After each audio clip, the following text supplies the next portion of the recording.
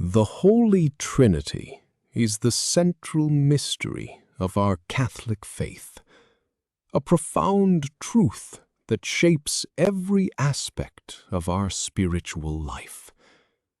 But why does it matter so deeply? The Trinity is not merely an abstract theological concept.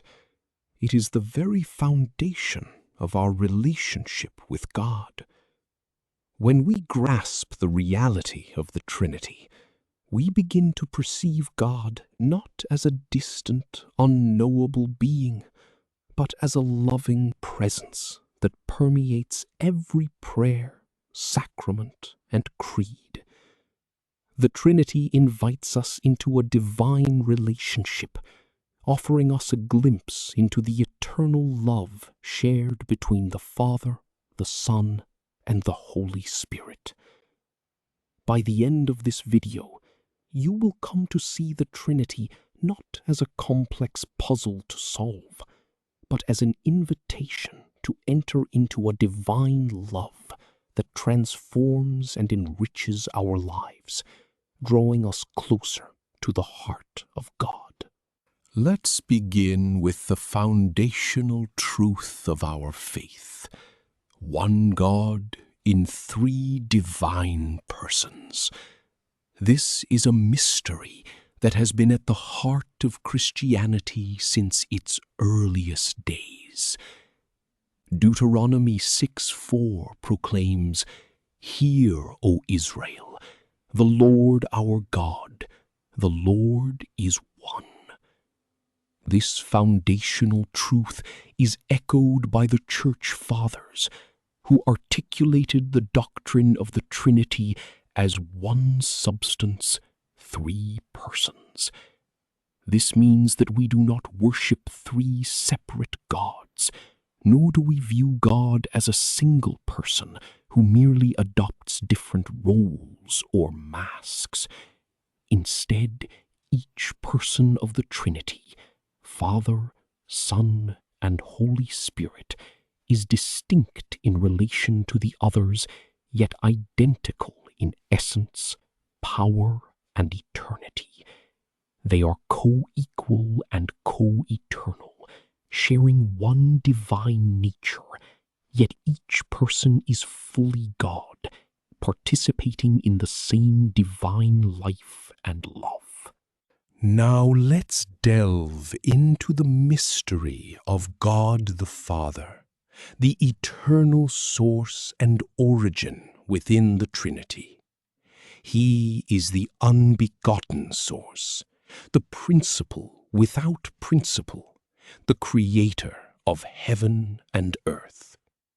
As the loving Father whom Jesus revealed to us, He is the one who generates the Son eternally, not by creation, but by nature. This eternal relationship is not just a theological concept, but the very heart of the divine family. The Father's love is poured out in the Son and through the Holy Spirit, inviting us into a relationship that mirrors the eternal exchange of love within the Trinity itself. In understanding the Father, we see the beginning of a divine communion that is offered to us, a communion that calls us to live in love, reflecting the unity and diversity of the divine persons in our own lives. Next, we turn to God the Son, Jesus Christ, the eternal Word of God. In John 1:1-3, we read, "In the beginning was the Word, and the Word was with God, and the Word was God." The Son is eternally begotten of the Father, not made, true God from true God, as the Nicene Creed proclaims. Jesus is the visible image of the invisible God, the Word made flesh for our salvation. He bridges the divine and human, revealing the Father's love through his life, death, and resurrection. Through the incarnation, the eternal Son enters into our human experience, offering us a path to divine life. Jesus is not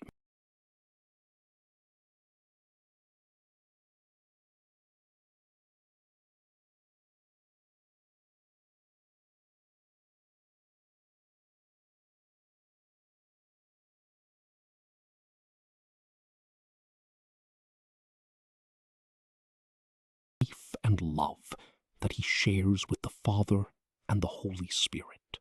Finally, we come to God the Holy Spirit, the third divine person of the Trinity. The Holy Spirit proceeds from the Father and the Son, embodying their mutual love. As the Lord and giver of life, the Spirit inspires Scripture, overshadows the Church, and sanctifies souls through grace. Far from being an impersonal force, the Holy Spirit is a divine person who acts as our advocate and helper, guiding us in truth and love. The Spirit dwells within us, empowering us to live according to God's will, transforming our hearts and minds. Through the Spirit, we are drawn into the life of the Trinity, participating in the divine love that unites the Father and the Son. This relationship is not distant, but intimately present, inviting us to experience the fullness of life in the Spirit. The Holy Spirit strengthens our faith, deepens our understanding, and fills us with the gifts necessary for our spiritual journey. The Trinity is intricately woven throughout the tapestry of Scripture, both in the Old and New Testaments. In the Old Testament, we find subtle foreshadowings: the angel of the Lord, the Spirit hovering over the waters at creation, and the mysterious three visitors to Abraham in Genesis 18. These glimpses prepare us for the full revelation of the Trinity in the New Testament. At the Annunciation, the Father sends the Son by the power of the Holy Spirit. Jesus' baptism reveals the Father's voice, the Son's presence, and the Spirit's descent as a dove.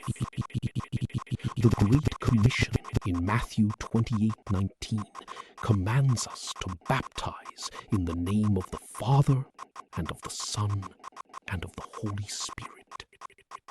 St. Paul's Trinitarian blessings, such as in 2 Corinthians 13:14, affirm this divine mystery, showing that the Trinity is not a later invention, but a foundational truth revealed in God's Word. It's crucial to avoid common misunderstandings about the Trinity that can lead us astray. Modalism,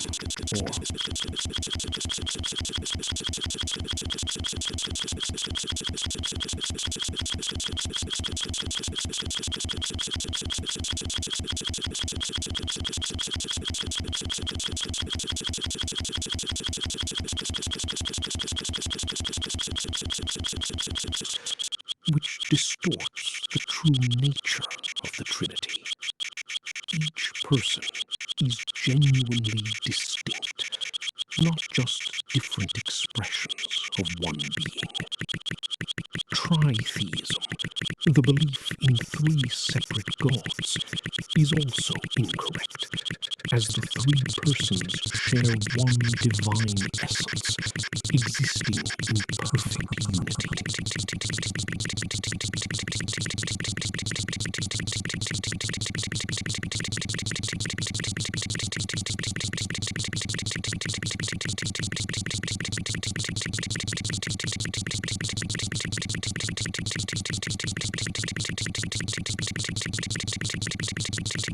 Undermines the co-equality and co-eternity of the divine persons.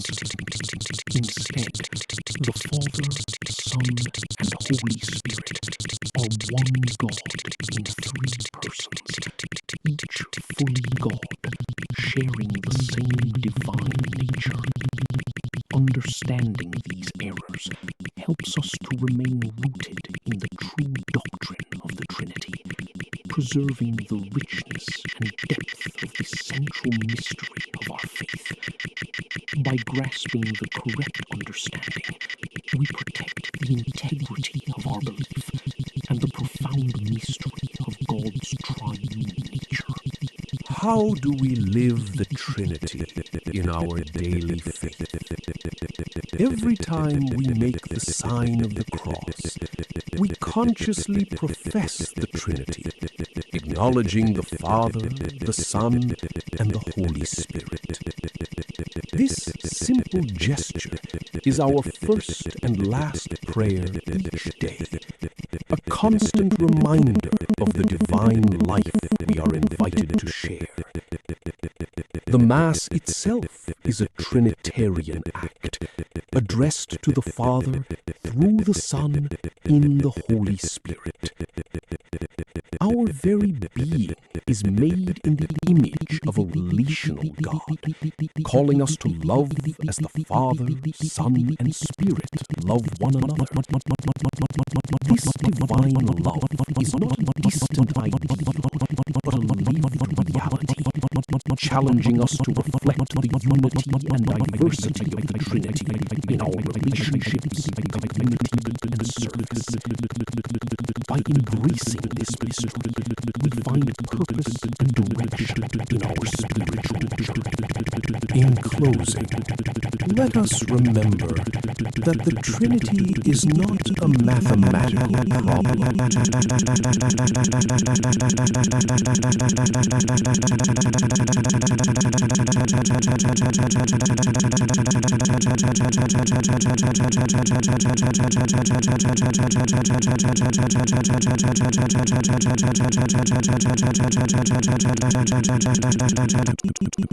As St. Augustine once beautifully reflected, you see the Trinity if you see love.